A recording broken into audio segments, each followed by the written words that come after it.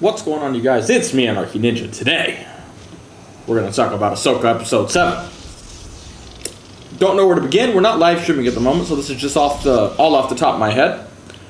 But it wasn't as exciting of an episode as I thought it would be, but that's not necessarily a bad thing. There was still plenty of action. It's just, compared to the other episodes where there was a lot of like big things happening, this episode didn't really have a lot of big stuff, so I see it getting a little more negative feedback online. I don't think that's really called for in this case, but it was still a good episode. It just didn't have any major like Anakin reveal, Thrawn reveal, any of that type of stuff. But it had one of my favorite reveals, though, which I know people aren't gonna like because a lot of theories were wrong. But those were not zombie troopers. When they died, they did not turn into what do you call it? That green Night Sister magic. Maybe they're a different type of zombie. Maybe those caskets or whatever they're bringing out of the crypt will ultimately turn into zombies. No idea. But those soldiers didn't appear to be zombies to me. Thank God. So that stuff we talked about after last episode and my personal wants of them not being zombies came true. So at least by the looks of it, there still might be some. Maybe they'll resurrect some from this crypt next episode. Who knows? I still hope that's not what's happening, but anything's possible. Wouldn't ruin it for me. What else? Some of our theories were kind of correct and kind of wrong all at the same time. Balin did leave Shin, and we speculated there was going to be some sort of rift between them, whether they turned on one another or they just went their separate ways. And we said Shin would ultimately go with the Empire because she wants power now. Balin doesn't. So I was right, and the other people speculating on that were right. We did notice that they're two, what do you want to call them, ways of seeing things didn't really line up. Where Balin wanted power down the line, Ahsoka, or Anakin's just gonna stand there. What fun, this is why we get on to play the game, let's just stand there. But anyway, Shin wanted power, now Balin didn't, and he recognized that, and he's like, this is kind of where we're gonna have to go our separate ways. Maybe, we're just speculating, maybe he knew somewhere down the line she would ultimately betray him, so it's just better to go our separate ways now. But it did look like they got a little, or like Balin got a little conflicted when he saw Ahsoka and everybody down there fighting Shin. Like, he wanted to go help her. It's not like he doesn't care for her. It's just, he has his own plan. But he's a man. He's not a sip. He sticks to the plan. He's like, nope. We're leaving her on her own. We got to go to the plan. Because to me, I don't know. They didn't say it, but it looked like he was kind of mentally going back and forth. Should I go help? Should I not? Like, he wanted to go down there and join the fray or jump into the fray, but he also, whatever his main goal is, finding Abeloth or World Between Worlds or whatever, I don't know, we don't know. He's going to focus on that. That's his primary objective, just like Thrawn's primary objective is leave. It's not kill Ezra or Sabine or any of them, it's to just leave. So, we were right about that, but again, I don't even feel like that needed to be right. They straight up said that last episode, that Thrawn's primary objective is to leave. But, you know, fans just wanted to over-speculate things when they don't necessarily know what they're talking about when it comes to stuff like that. But anyway, that's Star Wars. What can I tell you? I'm glad, though. I got a little nervous, though. I'm not going to lie. I saw the episode hadn't come out yet. I don't watch the trailers to the preview or to the upcoming episode. I avoid them if I can help it.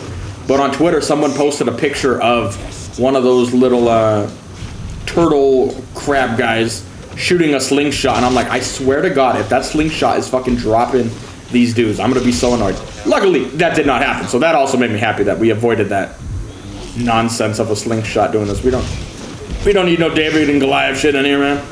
Come on now, bruv. So that made me happy we didn't see that. I liked it when he shot him and it just bounced off the armor. Like, thank you, armor's finally doing something that it's supposed to do. That's still one of my pet peeves with the original trilogy and the Ewoks. I don't think a lot of the stuff they were doing, slinging rocks, would do anything to those fucking stormtroopers. I know their armor kind of sucks, but it's still going to be doing something against a rock. At least you could make the case an arrow might penetrate it, but a rock, come on, dude. Anyway, so I'm glad we avoided that. But I'm still a little confused. Is like, what's Balin's ultimate goal? They never really said. They went their separate ways, but like, they never really went into it, so I guess we got that to look forward to. This other team literally just holds block. How fucking fun, dude. They literally just sit there holding block. Good news is this is going to be long enough since nobody does anything, so we don't need to play a second game after this. So that's good news. What else?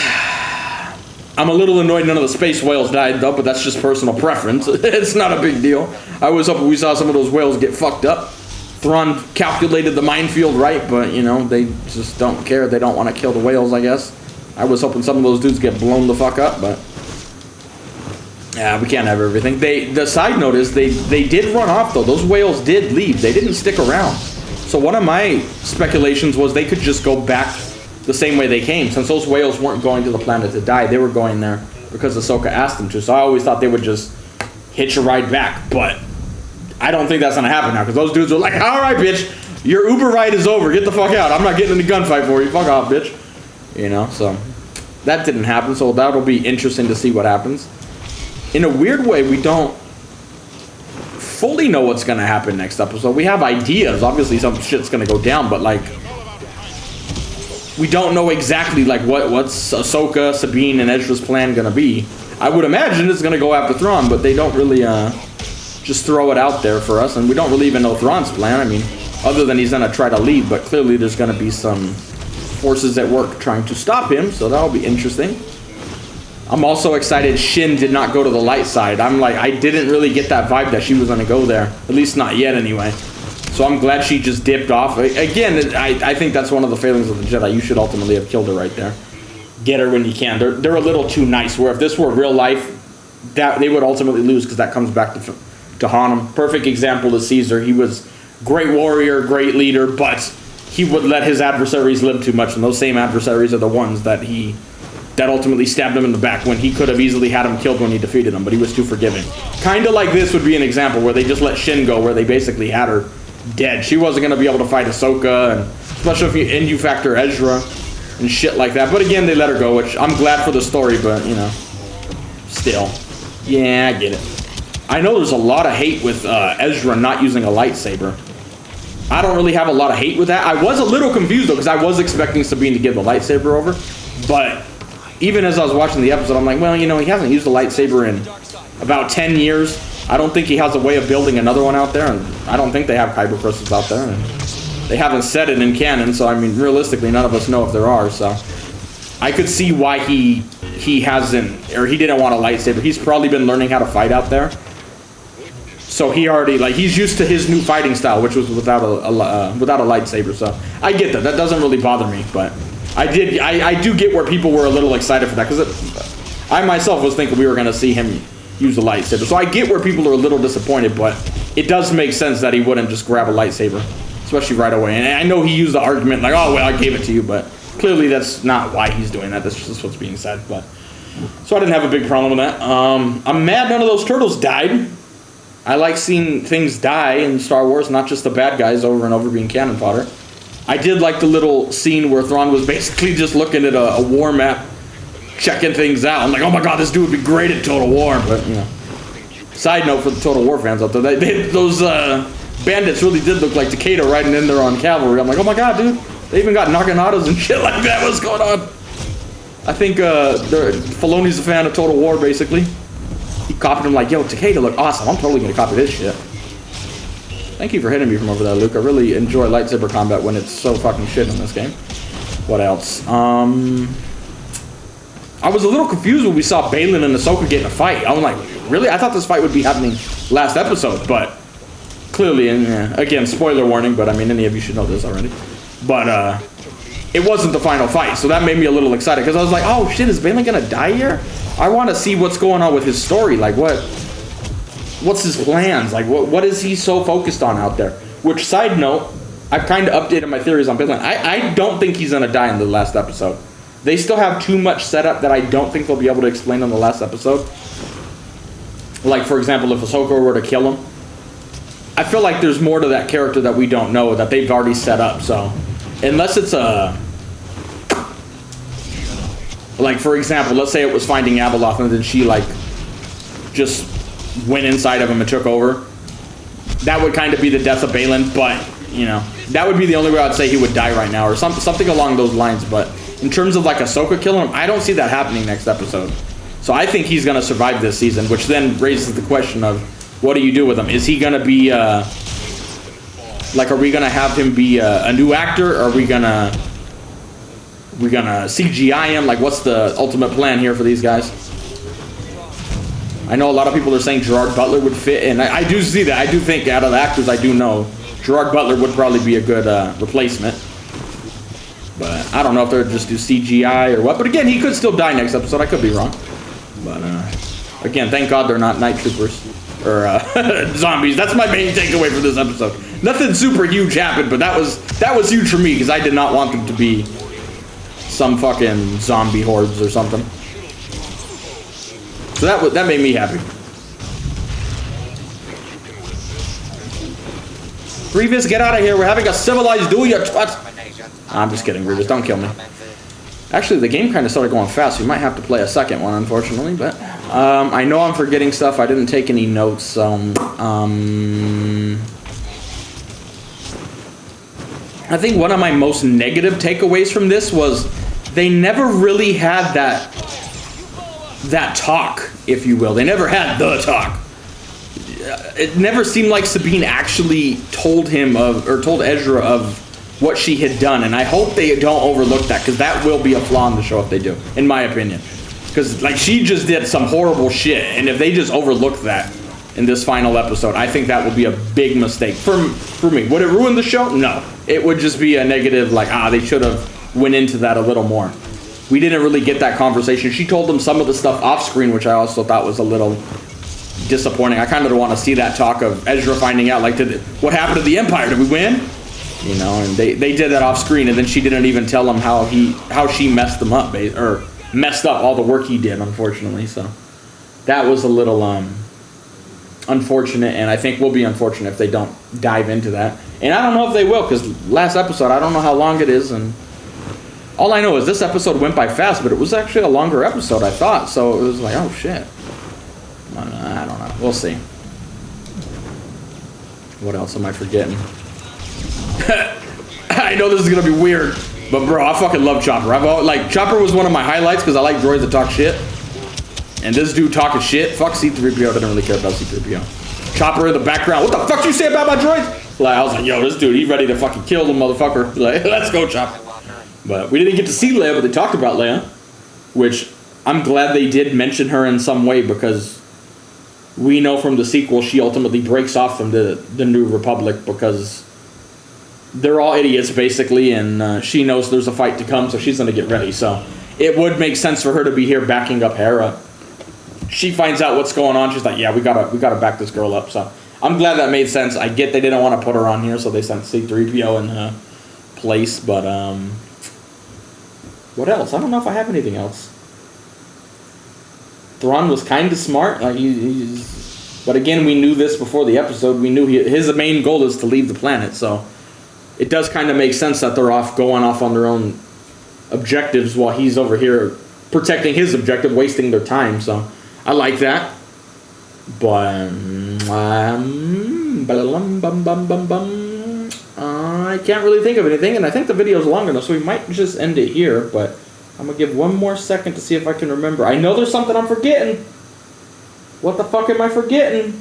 Oh, if you want one other negative, but again, this is not just Ahsoka, this is every Star Wars show. I get very annoyed with the ship combat. Ahsoka and Hey Young, what the fuck? It's K-pop girl. And Hu Yang, they're literally just flying around the whole time. She jumps out and he keeps flying, and those ships just don't even do anything. They're shooting, but they never hit them. That is one pet peeve that every Star Wars show is doing, which I hope they fucking fix, especially with how much space combat I think is going to be coming up here in the future projects. I don't know what, we're not playing through this whole game. We're going to end it here once I'm done with my topic, or if I come up with another one. But that is one thing that annoys me. They did that in Kenobi with him just dodging a Star Destroyer, and you know, they even did that in the original trilogy to a certain extent. But like, for example, when it's a Star Destroyer, they have turbo lasers. Those aren't designed to take out smaller ships. They need laser cannons for that. So I get where a Star Destroyer would struggle. Those things are more for, you know, cannons and shit. Like, if you think of a pirate ship firing cannons, it wouldn't be easy to take out a fucking small little boat, you know? It would be hard to hit it. They're designed to hit bigger targets. But, like, In this case, in Ahsoka, they had a bunch of fighters following them, which are perfectly designed to engage these type of craft. And as far as we could tell, that ship Ahsoka and I always mix up his name because of K-pop, but Hu Yang were flying. I don't even think it got damaged in any of this when all those fighters were after them. Little things like that bother me. And again, it doesn't ruin the show. They all do it. It's just a small nitpick, so don't think I'm like, oh my god, this show's shit. It's not. But like, it's just one of those things where I'm like, I get where that will happen sometimes in a show, but the more you keep showing that, the more you establish that these ships aren't really worth a damn. Like, what's the point of having fighters if they can't even engage this type of ship? Again, a ship that's not even fighting back, might I add.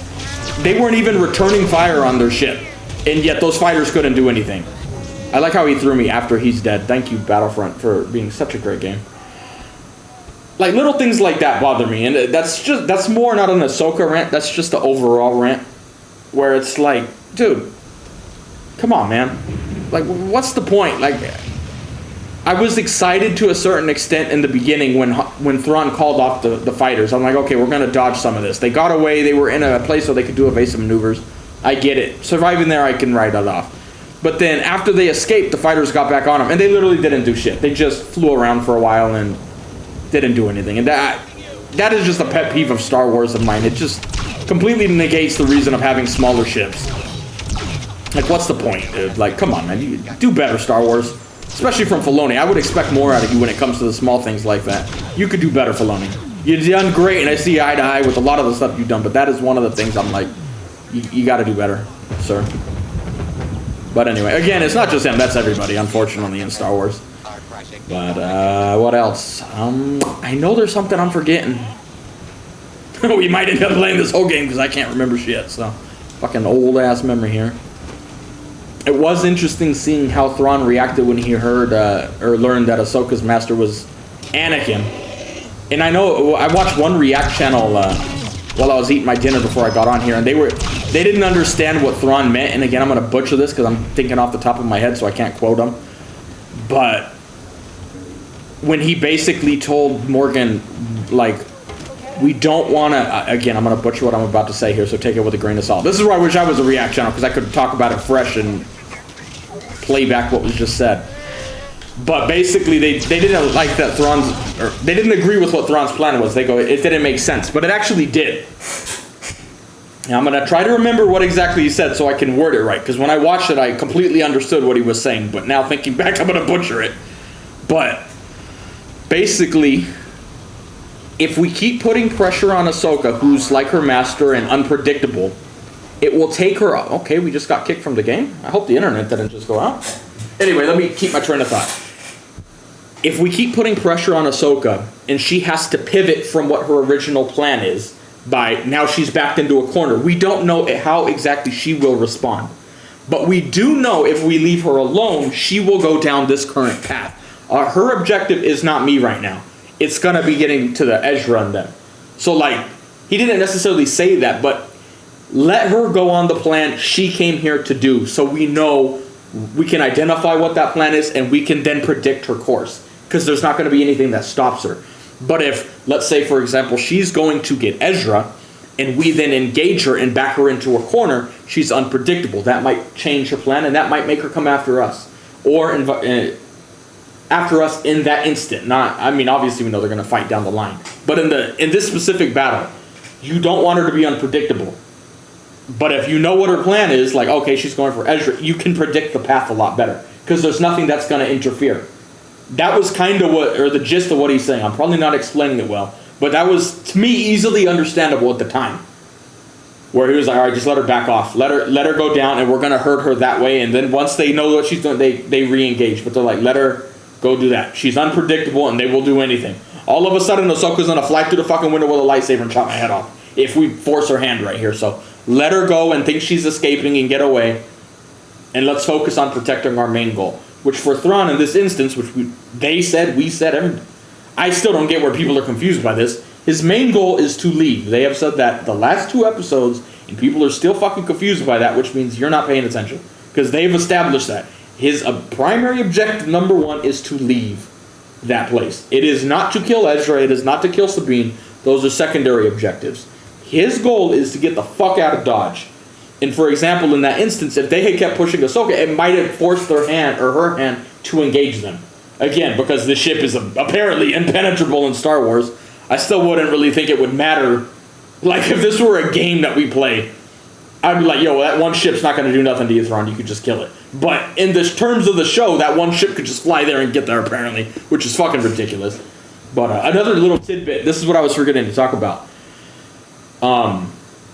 Again, we could have finished the game if the game didn't kick us, but we talked about in the last few episodes how many of Thrawn's men had died, and that he probably had sent men after Ahsoka, or after Ezra, I mean, in the time he was gone. Because that was one of the things people complained. Why didn't he go after Ezra? He did, and the reason why is, someone pointed out, I didn't notice this by the way, but if you look at Ezra, he has like chainmail under his shirt, and it's made out of stormtrooper dog tags. So again, that's like a small little bit of writing.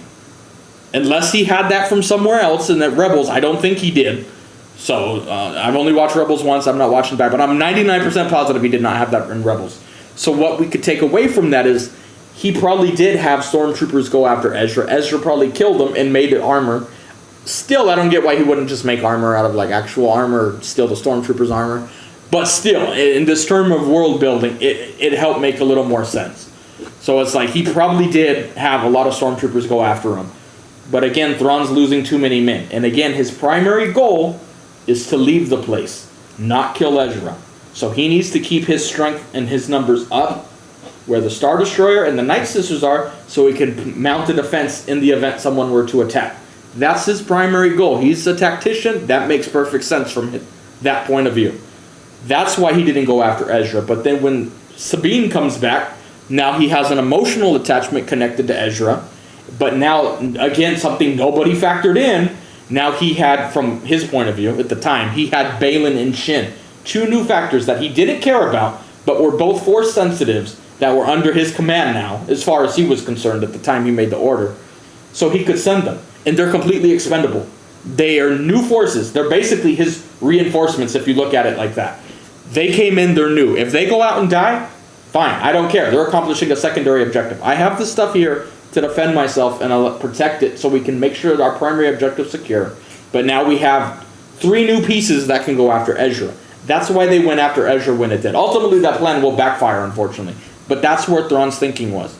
And you don't even have to overanalyze that shit. It's pretty fucking obvious. But I know some people, you know. Anyway, we're going to just end it here because I don't think it was my internet. No, the internet's fine, so the game just decided to kick us, I guess. But anyway, let me know your guys' thoughts on the episode. And I know I missed stuff, so we'll pick it up on the stream after this or in another video. So anyway, bye. See you guys later.